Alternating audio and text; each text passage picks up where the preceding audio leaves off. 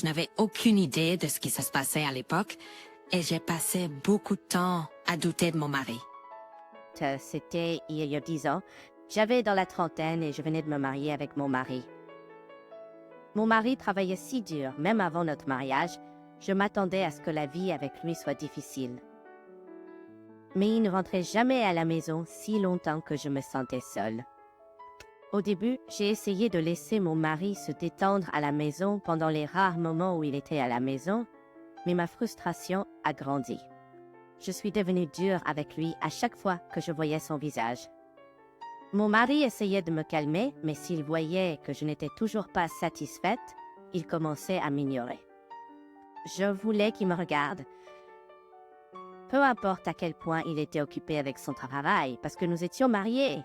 Cette émotion a pris le dessus sur moi et je n'ai pu regarder mon mari objectivement.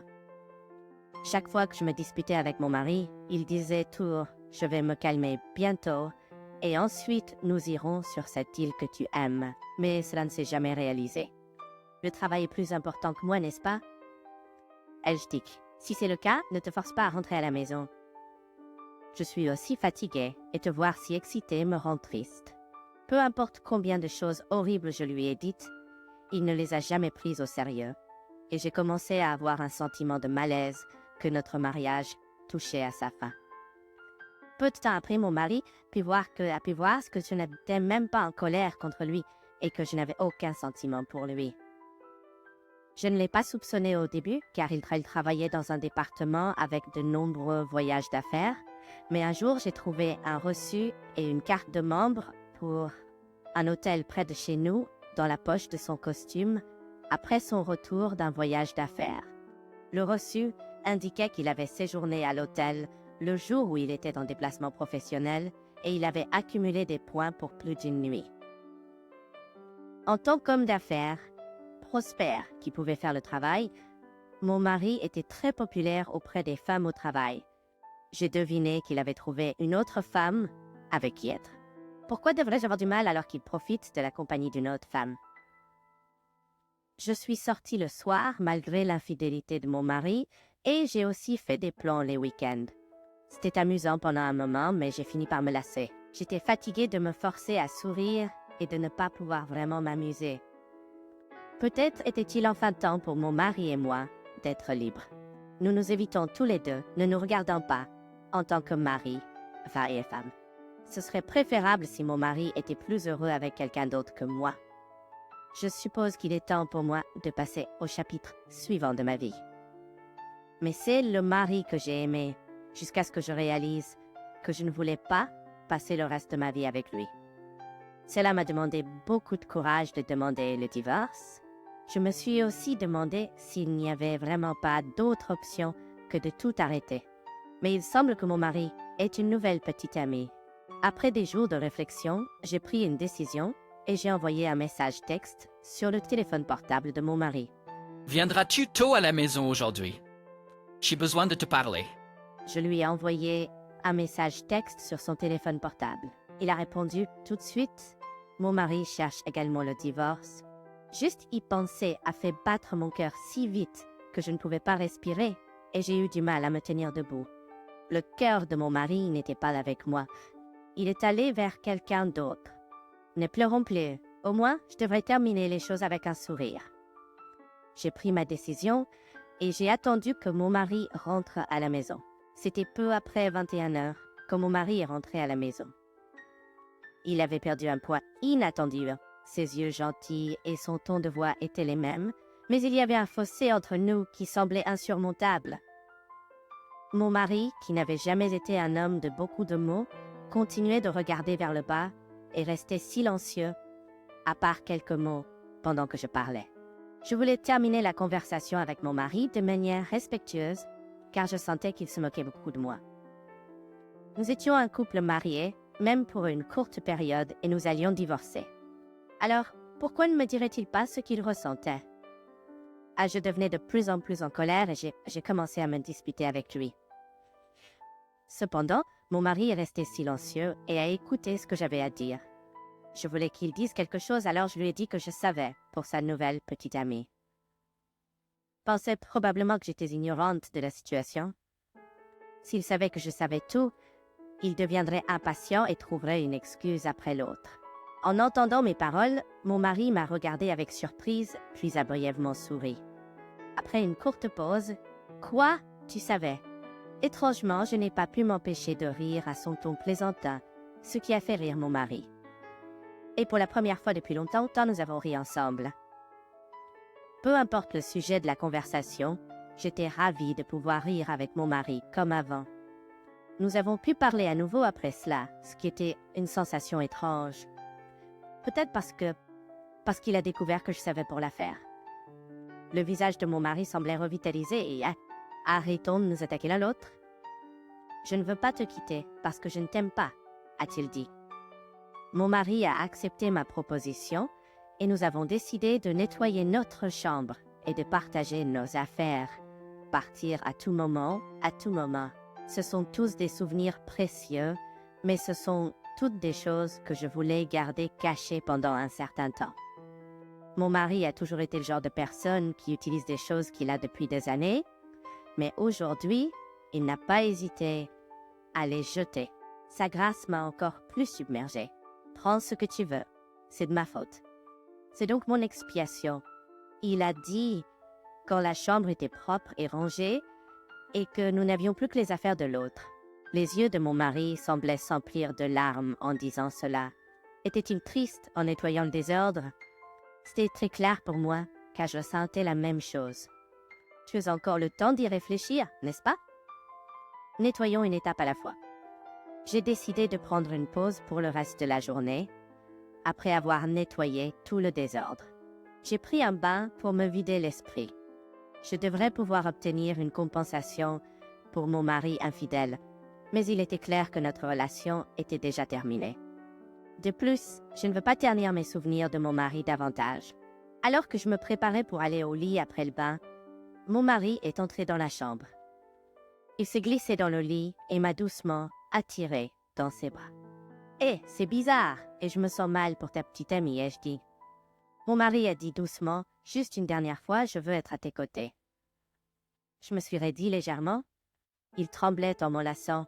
« Tu pleures, je l'ai ami, Michel Japon. » J'ai remarqué que son corps était plus léger et plus osseux lorsque je caressais son dos. « Es-tu sûr que tu vas bien? Tu as l'air d'avoir perdu du poids. » Quand je lui ai dit ça, son corps a arrêté de trembler. « J'ai perdu du poids, a-t-il dit en s'éloignant de moi, en prenant une profonde respiration. « D'accord, que je devrais savoir. Es-tu sûr que ça va? » Cela faisait longtemps que je n'avais pas touché le corps de mon mari, et j'ai été surprise de voir à quel point il était différent d'avant. La silhouette de mon mari était toujours robuste et musclée. Même lorsqu'il était occupé, il aimait faire de l'exercice. Mais il m'a dit elle m'aime comme ça. J'étais à nouveau triste. Pourquoi ne m'oublie-t-il pas s'il prend autant de plaisir à être avec elle qu'il en perd du poids? Je vois, alors il n'y a pas besoin de pleurer parce que c'est le dernier jour. Ou est-ce des larmes de joie?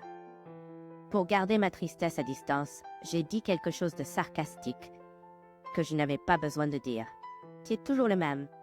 J'aime aussi cette partie de toi. Je te souhaite une vie heureuse à partir de demain. Je prierai pour toi où que tu sois. Mon mari a dit légèrement « Peth ». Après avoir dit ça, mon mari a commencé « Oh ». C'était un homme qui allait à son propre rythme jusqu'à la fin. J'espère aussi, je me suis endormie après avoir murmuré à son visage endormi. J'ai trop dormi le lendemain parce que j'avais pas passé la nuit à nettoyer la chambre la veille. Mon mari n'était plus dans le lit quand je me suis réveillée. Quand je suis entrée dans le salon, j'ai remarqué une enveloppe de taille A4 sur la table.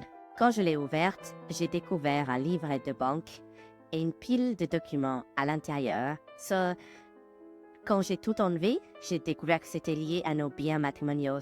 Il y avait aussi une somme d'argent anormalement élevée dans le livret de banque à mon nom. Et j'ai découvert les papiers de divorce dans une petite enveloppe. La section de mon mari était déjà remplie, il ne me restait plus qu'à compléter et soumettre la mienne. Dans la panique, j'ai composé le numéro de téléphone portable de mon mari, mais il était déconnecté car il semblait avoir été annulé. J'ai passé plusieurs jours à demander où se trouvait mon mari, à ses parents et amis, mais aucun d'entre eux ne voulait me dire. Je n'avais pas d'autre choix que de contacter son entreprise, où j'ai découvert que mon mari, ce bourreau de travail, avait démissionné quelques mois auparavant. Ça aurait eu du sens s'il avait trouvé une nouvelle petite amie et était parti, mais pourquoi aller jusqu'à de telles extrémités? Pourquoi personne n'a rien dit? Je suis devenue méfiante envers les gens et il semble qu'il n'y ait aucun moyen de contacter mon mari. La fatigue mentale qui s'était accumulée depuis avant le divorce m'a presque écrasée. Mon mari s'était donné la peine de m'arranger une compensation et maintenant que j'étais libre, j'ai décidé de passer du temps dans un endroit que j'aimais vraiment. Nous sommes arrivés sur l'île isolée, qui a pris presque une journée pour atteindre depuis le continent. L'île était dépeuplée et environ 3000 personnes y vivaient. J'avais visité l'île une fois avec mon mari et j'avais été captivée par sa beauté naturelle et le rythme lent du temps. Mon mari avait promis que nous reviendrions sur l'île une fois son travail terminé. Mon mari me manque, mais peut-être que ce dont j'ai besoin maintenant, c'est la paix et la tranquillité de cet endroit. J'ai démissionné de mon travail et déménagé sur cette île isolée quelques mois plus tard après avoir loué la maison à quelqu'un d'autre.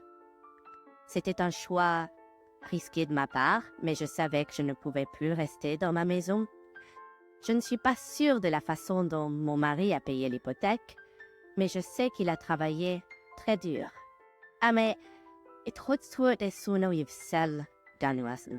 cependant, je ne voulais pas gaspiller les efforts de mon mari, donc je ne l'ai pas simplement laissé tomber. Il y a beaucoup de choses étranges, mais je ne peux plus demander à mon mari à leur sujet. Je prévois de passer du temps sur cette île calme, à me détendre et à me laisser aller. J'ai commencé à m'adapter à la vie sur l'île et à me lier d'amitié avec mes voisins. J'avais suffisamment de biens pour vivre une vie normale sans travailler, mais j'ai réalisé que ne rien faire était encore plus déprimant. Alors j'ai commencé à travailler comme une sorte d'aide en aidant les voisins âgés avec leurs problèmes. J'ai d'abord été traitée comme une étrangère, mais à mesure que je me suis habituée au travail, j'ai été soulagée d'être acceptée comme l'une des habitantes de l'île. Alors que je m'installais, j'ai appris d'un nouveau client arrivé de l'île principale pour un traitement médical. Alors que je m'installais, j'ai appris d'un collègue qu'un nouveau client était arrivé de l'île principale pour un traitement médical. Il était tombé malade et avait choisi cette île comme sa résidence finale car il n'y avait aucun traitement disponible. Déménager sur cette île sans installation médicale serait difficile, à moins d'être très préparé à vivre dans cet état. Je pensais que cela serait difficile d'être responsable quand le nouveau client a demandé une visite et que j'étais la seule disponible. J'avais entendu parler de son état de santé, donc j'étais nerveuse en allant chez lui. Nous sommes arrivés dans une petite maison sur une colline avec vue sur l'océan. La maison avait été inoccupée pendant longtemps et avait été rénovée au point d'être habitable, mais c'était vraiment juste assez pour empêcher le vent et la pluie de rentrer. Je me suis demandé si c'était le meilleur endroit pour lui passer ces derniers jours. Avec inquiétude, j'ai sonné à la porte. « Entrez !» une petite voix dit à peine audible. J'ai donné mon salut habituel et je suis entrée. J'ai trouvé mon client assis devant une fenêtre, le soleil et le vent qui entraient. Je ne pouvais pas voir son visage, car il était éclairé par derrière. Alors j'ai plissé les yeux en m'approchant. « C'est un plaisir de vous rencontrer aujourd'hui, monsieur H.D. » En regardant le visage qui s'était tourné vers moi, j'étais sans voix. Mon mari, non, mon ex-mari était assis là. Nous avons été tous les deux pris au dépourvu. Nous sommes juste restés nous regardant. Und es war une conversation. Tu m'as démasqué, a-t-il dit. Il souriait malicieusement comme avant. Que fais-tu ici exactement, ai-je demandé. J'étais tellement confuse par la présence de mon mari, le fait qu'il ne devait pas être là, ainsi que les informations que j'avais entendues au travail, que je ne pouvais pas parler correctement. Mon mari a attrapé ma main et m'a forcé à m'asseoir à côté de lui. Il s'est assis à côté de moi et a tenu ma main jusqu'à ce que je me détende. Je n'arrivais pas à trouver quoi lui dire, et pendant que j'étais assise là, j'ai entendu une voix à la porte. J'ai essuyé mes larmes et j'ai ouvert la porte où un homme âgé se tenait. Il semblait surpris de voir mon visage couvert de larmes, mais il s'est incliné, est entré et s'est assis à côté de mon mari. « Comment allez-vous aujourd'hui » a-t-il demandé. Il parlait d'une voix douce. Mon mari a dit qu'il n'y a rien d'inhabituel. L'homme âgé était probablement le seul médecin de l'île. Je me souvenais que mes collègues m'avaient dit qu'il n'y avait pas d'installation pour les patients sur l'île et que l'infirmière et le médecin de la clinique étaient les seuls recours de l'île. Il semble donc que mon mari soit venu sur l'île pour y passer ces derniers jours. Bien que ce soit sa décision, j'ai écouté attentivement leur conversation. Je me demandais s'il y avait quelque chose que je pouvais faire pour aider. Mon mari et le médecin sont partis après environ 10 minutes de conversation informelle. Je ne peux plus m'empêcher de secouer Guaifshinyal. Je suppose que mon apparence confuse l'a de nouveau surpris, mais quand je lui ai parlé de notre relation, il a semblé comprendre. J'ai interrogé le médecin sur l'état de santé de mon mari et son traitement futur, mais il a dit « Je ne peux pas vous le dire sans son consentement ». Peut-être qu'il a eu pitié de moi et a dit « Il ne pourra bientôt plus marcher seul ». Cela semblait dommage qu'il passe ces derniers jours seul, alors, s'il vous plaît, soyez là pour lui. J'étais stupéfaite. Qu'est-il arrivé à la petite amie de mon mari? Je suis retournée à la maison avec des pas lourds où mon mari m'attendait. Mon mari semblait avoir anticipé mes questions au médecin et m'a accueilli avec un sourire. « Tu es de retour. Je ne pouvais pas partir sans mon mari, alors je lui ai demandé de me laisser passer la nuit. La maison de mon mari n'avait que quelques bagages et quelques futons. C'était la première fois que je dormais avec mon mari depuis que nous avons discuté du divorce. Alors que je me blottissais sous les couvertures avec mon mari, nous nous sommes raconté comment nous en étions arrivés là. J'avais hâte de lui demander à propos de sa maladie, mais j'ai décidé que ce n'était pas le moment de parler de sujets douloureux, alors nous avons remémoré des souvenirs. Cela est également dû à mes sentiments à propos de sa relation avec elle. Je lui ai demandé s'il ne l'avait pas amenée sur l'île avant que je ne demande à rester, mais il a juste ri à couvert. Le fait qu'il n'ait rien dit suggérait qu'il y avait eu un événement triste. J'ai veillé à ne pas blesser ses sentiments en posant plus de questions. Le lendemain, j'ai informé mon employeur de ce qui s'était passé et j'ai décidé de prendre un peu de temps libre. Je veux passer le temps qui me reste avec mon mari. J'ai emmené mon mari, qui ne pouvait pas marcher très loin, faire le tour de l'île en fauteuil roulant. Il y avait des endroits que je me souvenais de ma précédente visite, des endroits et des paysages que je voulais lui montrer pour la première fois. C'était satisfaisant juste d'être ensemble. J'aurais aimé que nous soyons aussi proches quand nous étions mariés. Même après mon divorce, j'ai découvert que mes sentiments étaient devenus plus forts. Mais il n'y avait rien que je puisse faire maintenant. Mon mari serait confus si je lui disais. Comme des amis, je resterais à ses côtés. Les bons moments étaient éphémères, mais la maladie prenait peu à peu son tribut sur mon mari. Sa force physique avait diminué au point qu'il ne pouvait plus sortir ou même faire les promenades tant attendues. Même les tâches quotidiennes étaient devenues difficiles et il commençait à somnoler et à s'endormir. Le médecin venait le voir tous les jours, mais le seul soulagement était qu'il n'avait plus mal. Et je ne pouvais pas croire que c'était naturel et qu'il allait me quitter si tôt.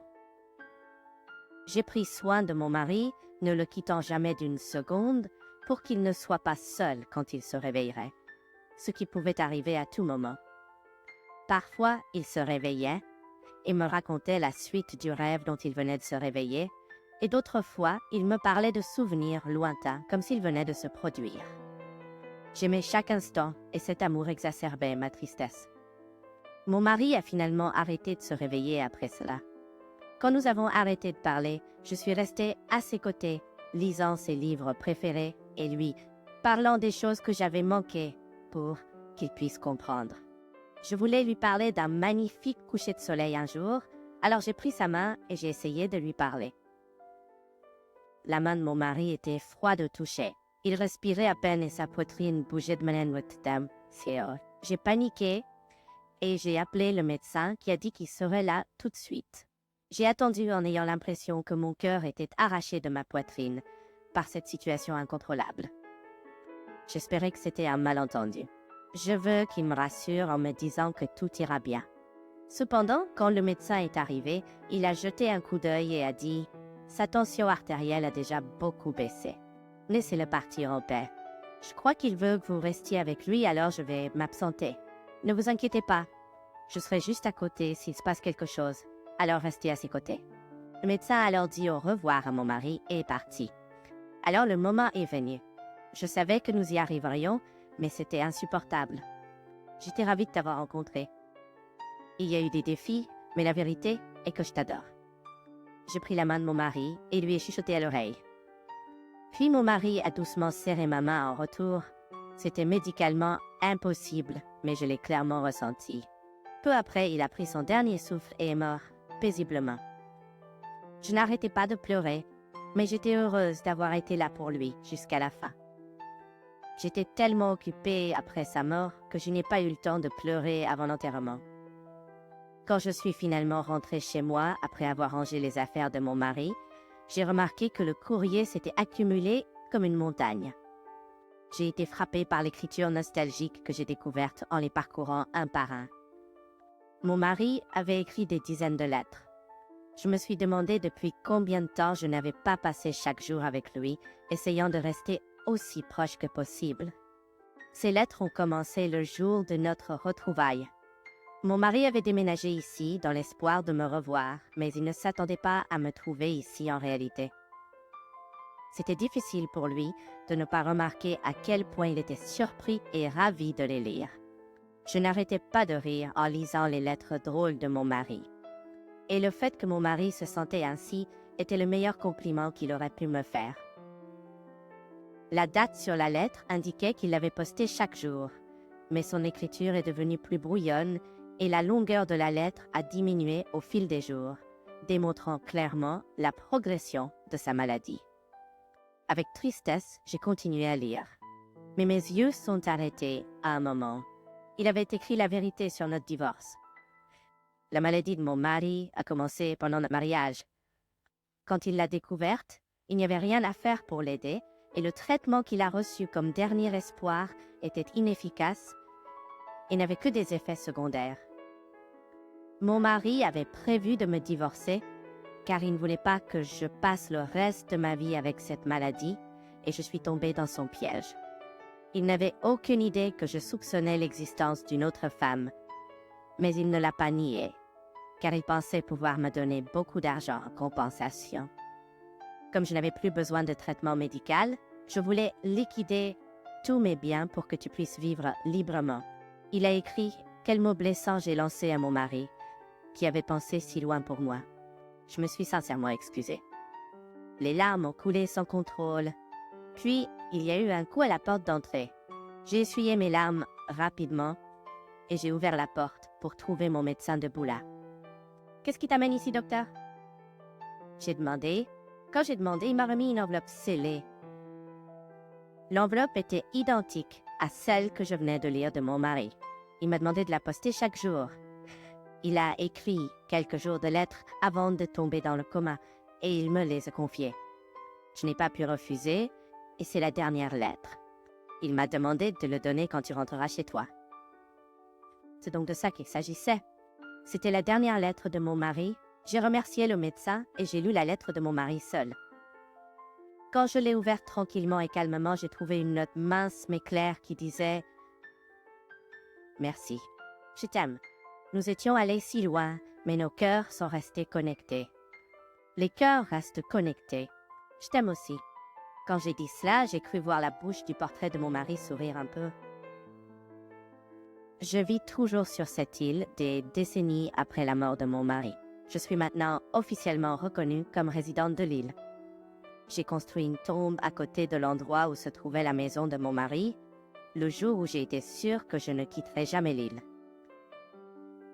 Mon mari regardait par la fenêtre tous les jours et je suis sûre qu'il le fait toujours. J'ai l'intention de le rejoindre un jour et je suis en paix et très heureuse d'être entourée de souvenirs de mon mari. Merci de m'avoir accompagnée jusqu'à la fin. Je te verrai dans la prochaine vidéo.